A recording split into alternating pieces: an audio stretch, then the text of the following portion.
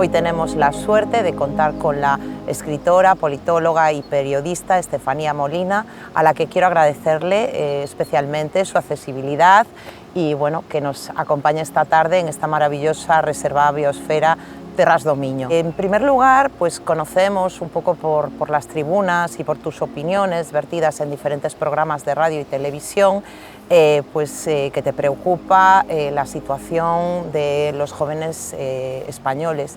Y me gustaría un poco que nos comentaras cómo es en este momento ser joven en un país como España. Yo creo que a todas luces la situación de los jóvenes en España es lamentable y hay que utilizar palabras gruesas porque yo creo que si no, no podemos conectar con la frustración que sienten tantos jóvenes.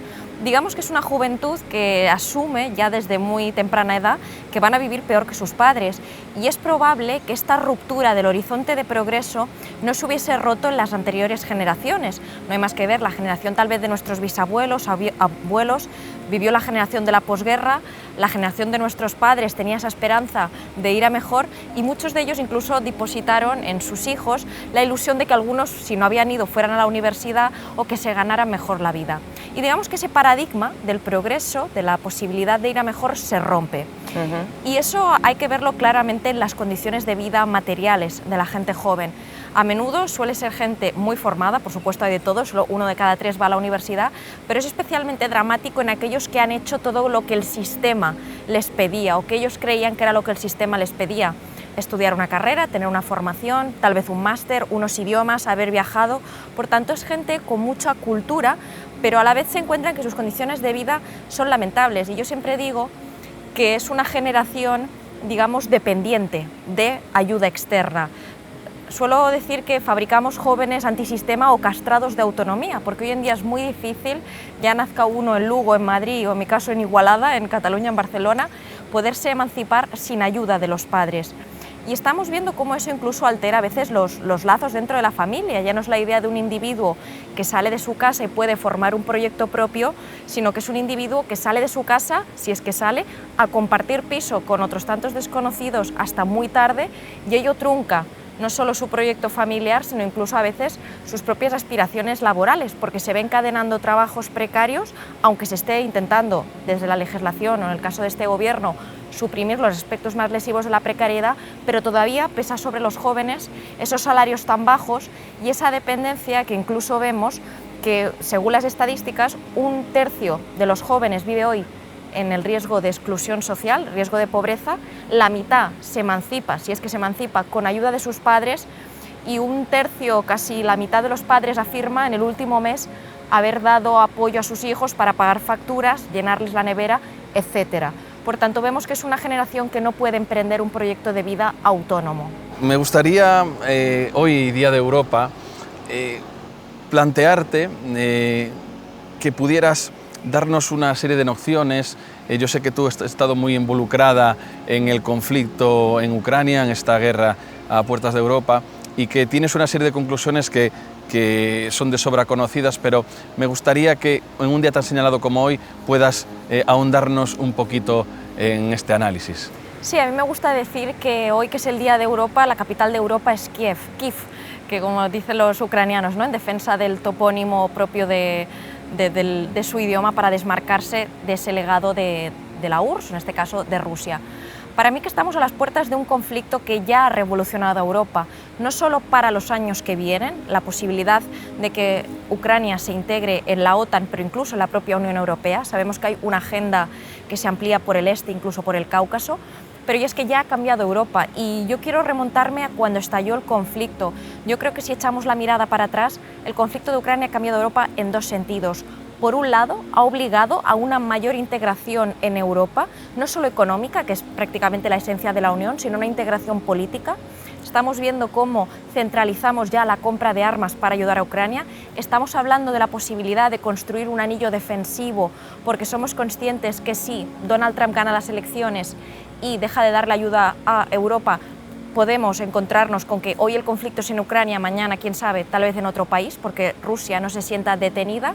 Incluso también con la centralización de la deuda. Quiero recordar que no solo fue por la pandemia, sino que la emisión de los bonos Next Generation tuvo también un contexto de inflación con la guerra.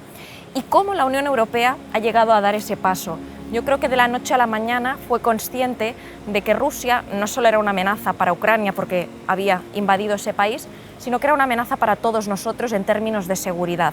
Y eso es muy importante entenderlo porque creo que hay todavía una parte de la opinión pública que piensa que se nos ha perdido allí, ¿no? Tal vez incluso en España, que es un país tradicionalmente que huye de los conflictos bélicos, para que no a la OTAN de Felipe González hace unos años ya bastantes. Entonces es un país que se nos ha perdido allí. Pues varias cosas.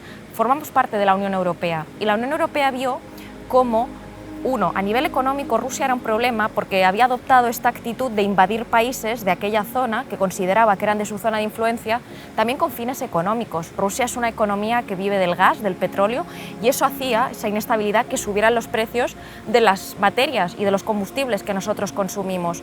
Por tanto, en eso era un problema. Y de la noche a la mañana hemos visto un país como Alemania no solo salir de su pacifismo por su miedo a su pasado, sino incluso rompiendo lazos con las compañías gasísticas rusas. Entonces, eso es un primer paso. En segundo lugar, se vio que era un problema porque en estos tiempos de desinformación, de bulos, hay constancia de que Rusia ha participado de esas campañas y que su hegemonía, con muchos de sus tentáculos informativos en Europa y en el mundo, estaba contribuyendo a esparcir relatos que nos juegan en nuestra contra. También era un problema desde el punto de vista político, porque el auge de la ultraderecha en Europa casualmente casa con muchos de los discursos que se escuchan allí. Esta idea de que hay que venir a combatir la decadencia moral de Occidente lo dicen muchos partidos de ultraderecha en Europa y se dice allí también. Incluso hemos visto a líderes de la ultraderecha europea desfilar por Rusia como una especie de lazos de amistad cuando son países que nos generan, son partidos que nos generan inestabilidad en el continente por una serie de ideas retrógradas que traen, ¿no? A veces de involución de derechos, incluso también en la cuestión del aislacionismo que promueven frente al globalismo y el tejer lazos que promueve la Unión Europea. Por tanto, por todos esos factores, yo creo que se explica por qué de la noche a la mañana esto dejó de ser un conflicto en unas tierras ignotas para ser un conflicto en nuestra propia casa. Y yo creo que esto ya no hay vuelta atrás, por todo lo que comentaba, porque Europa se ha dado cuenta que es muy débil defensivamente y que hoy es una guerra en Ucrania, mañana puede ser en cualquier otro sitio. Necesitamos ser fuertes y que todos esos países, probablemente su integración, van a obligar a repensar muchas de las lógicas que aquí teníamos. Tal vez el eje de poder franco-alemán empieza a desplazarse al este. Vemos que hay países que no les gusta mucho que la Unión Europea sea una unión, dicen, que se mete en sus asuntos, como era hasta hace poco el caso de Polonia o Hungría. Por tanto, vemos cómo todo eso está revolucionando ya la Unión Europea, el mapa en Europa. Como hoy es el Día de Europa, pero también tenemos en el horizonte próximamente unas elecciones europeas y parece que en esta ocasión nos están importando mucho y me gustaría saber un poco qué nos jugamos como Unión Europea y qué nos jugamos también España como país y por qué estas elecciones están siendo tomadas tan en serio en general por los políticos, por los periodistas, etcétera. Sí, yo diría que cada vez somos más conscientes, también porque España es una democracia muy joven, de que Europa importa y cada vez importa más en las legislaciones nacionales. Hoy sabemos que tenemos unos bonos europeos, un dinero que podemos gastar porque lo ha mandado la Unión Europea.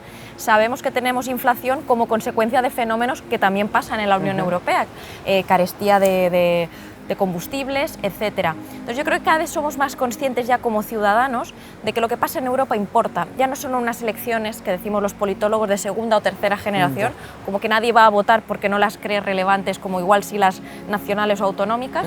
Entonces todo eso está revolucionando el interés y la comprensión de lo que ahí ocurre. Y nos podemos encontrar en un contexto de este Parlamento Europeo que puede salir del 9 de junio, donde se rompa un equilibrio que había sido tácito entre los fundadores de la Unión Europea, que era la voluntad siempre de establecer unas alianzas entre las grandes mayorías, las grandes familias, en este caso los socialdemócratas europeos, los democristianos o lo que venía siendo ahora el Partido Popular Europeo, o incluso también los liberales metiendo su cuñita en medio de esas familias. Esa alianza se puede ver alterada porque ese eje se desplaza a la derecha. Estamos viendo cómo la familia de los euroescépticos, ultraderechas, derechas negacionistas de todo tipo, puede ser la segunda fuerza en el Parlamento Europeo. y eso va a alterar el liderazgo de la Comisión Europea. Hasta ahora von der Leyen podía gustar más, menos, ser más o menos criticada, pero intentaba mantener esos equilibrios. Unos le decían que para ser del PP europeo contentaba demasiado a la izquierda, y igual pues de la propia izquierda pensaban que no dejaba de ser una exministra de Angela Merkel, ¿no? De aquella época de la austeridad. Sí. Entonces, digamos que era una figura de consenso, pero si el eje se desplaza hacia la derecha, está claro que el nuevo presidente de la Comisión va a responder más a esos intereses, en un momento donde se están hablando de temas muy axiomáticos de la Unión Europea, por ejemplo, la transición ecológica. Hemos visto cómo ya se ha ido atrás en algunas de las propuestas del Pacto Verde como consecuencia de las tractoradas, ¿no?, de la queja de los agricultores en el campo, también muy mediados por algunos diagnósticos que ha hecho la ultraderecha. Lo mismo en la cuestión migratoria.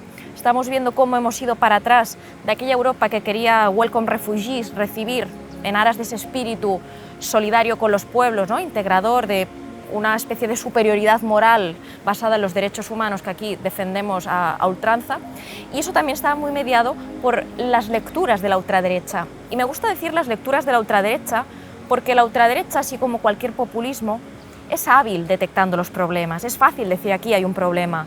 La cuestión son las recetas, y eso es lo que deberíamos gestionar, no rechazarlo todo, no decir la ultraderecha no tenemos nada que escuchar de lo que dice. Sí, probablemente si sus quejas se están viendo manifestadas en estos dos ámbitos, migración, transición ecológica, y hay gente que las escucha, debemos agarrarlas y darles una respuesta como consideramos los que somos los fundadores, las familias fundadoras de la Unión Europea. Por tanto, eso está en juego.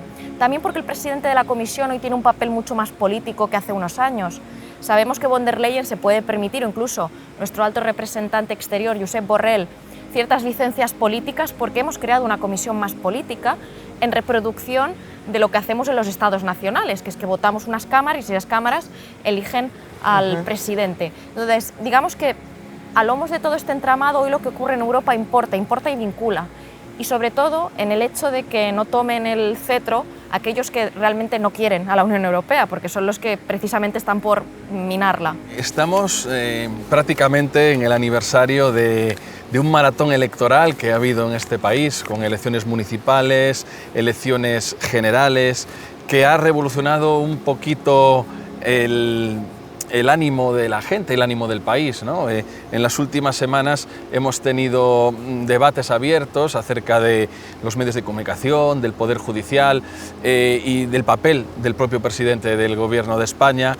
Entonces, me gustaría que nos dieras una visión global de la salud de nuestra democracia, de España, y qué opinas de todos estos conflictos y cómo se puede, una mirada hacia el futuro de cómo se pueden resolver.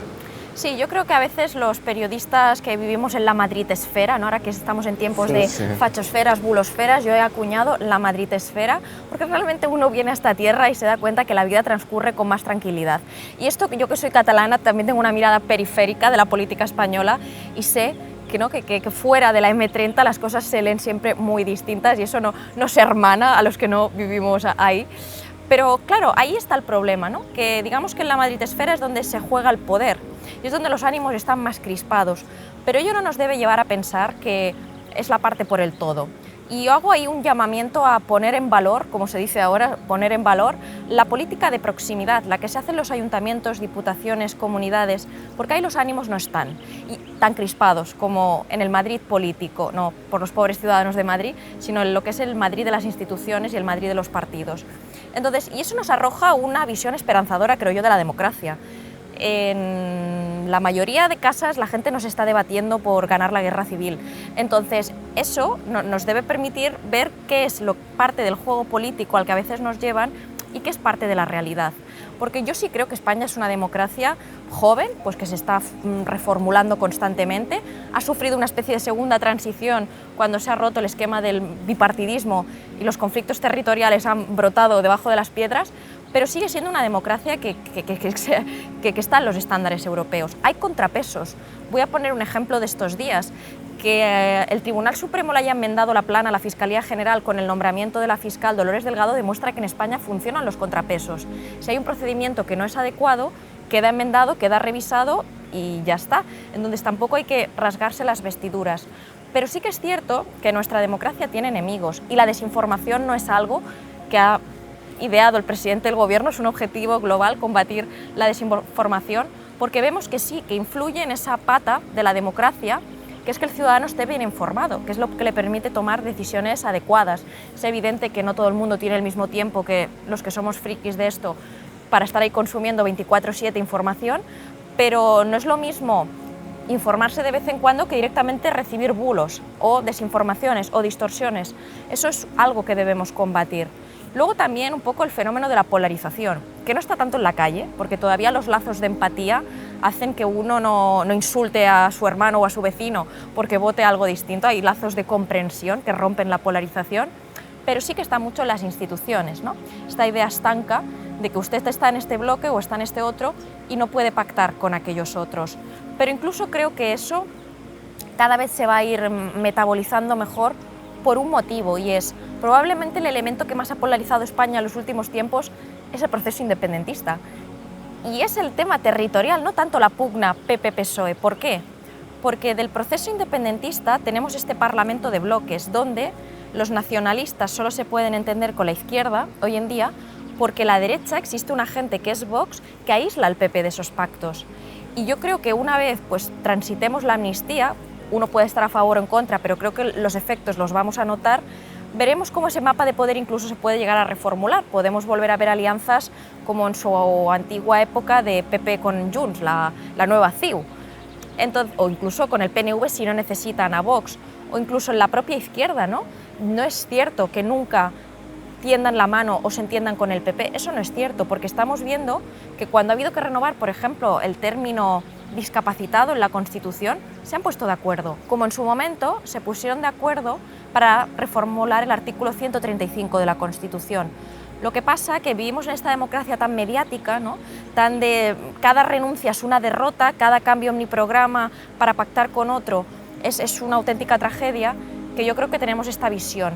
Pero yo creo que ahí también los medios tenemos que hacer pedagogía, ¿no? Que al final, para una democracia que ya no es de mayorías, sino que es multipartidista, hay que hacer renuncias, y una renuncia no es una derrota. Entonces yo tengo una visión esperanzadora, yo soy una optimista antropológica con todas estas cuestiones, pero creo que hay evidencias para sostener eso, que siguen existiendo los contrapesos, y la prueba está que España no es ninguna dictadura que vaya hacia el abismo, en que el presidente del gobierno, Pedro Sánchez, cuando la pandemia, el Tribunal Constitucional consideró que el estado de alarma no había sido adecuado, y en el Parlamento le podrían haber tumbado los estados de alarma. Entonces yo creo que tenemos también que ver las cosas en su justa medida.